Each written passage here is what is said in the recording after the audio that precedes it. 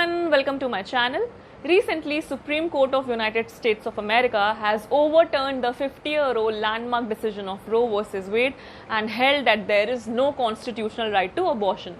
American supreme court के इस decision को लेके काफी इंटेंस डिबेट्स हुई। जो बिडेन, बैरक ओबामा और दूसरी कंट्रीज के लीडर्स ने भी इस रूलिंग को क्रिटिसाइज किया। There is widespread outrage against this ruling.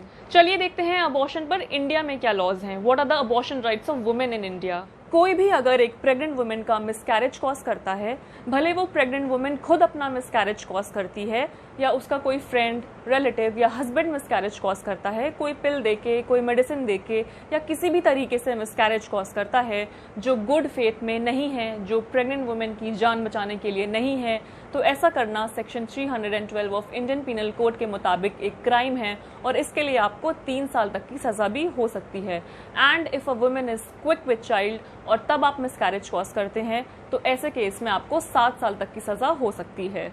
लेकिन 1971 में medical termination of pregnancy act enact हुआ जो रजिस्टर्ड मेडिकल प्रैक्टिशनर्स को अलाउ करता है अबॉर्शन करने के लिए कुछ स्पेसिफाइड सर्कमस्टांसेस के अंडर।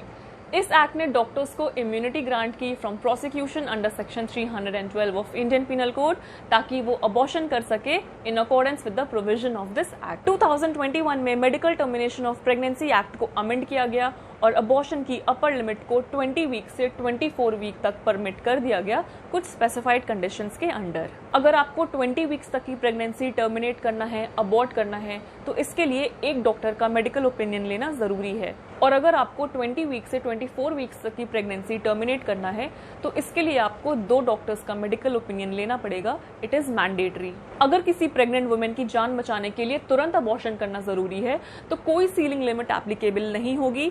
ऐसे केस में किसी भी वक्त प्रेगनेंसी टर्मिनेट किया जा सकता है, लेकिन 2 मेडिकल प्रैक्टिशनर्स का ओपिनियन लेने के बाद, and that to the opinion should be in good faith. Women की कंसेंट के बिना अबॉर्शन नहीं कर सकते हैं। जब तक वुमेन की कंसेंट ना हो तब तक प्रेगनेंसी टर्मिनेट नहीं कर सकते। Now let's discuss the circumstances in which abortion is allowed.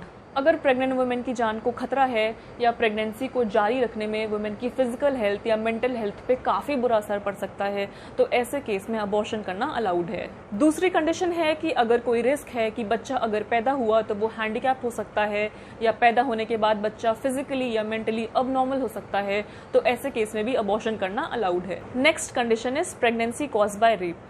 अगर प्रेगनेंसी रेप के कारण हुई है तो ऐसी प्रेगनेंसी वुमेन के मेंटल हेल्थ को काफ़ी चोट पहुंचाती है। प्रेग्नेंट वुमेन को बहुत बड़े मेंटल ट्रॉमा से गुजरना पड़ता है, इसलिए ऐसे केस में अबॉर्शन अलाउड है। Next condition is unwanted pregnancy.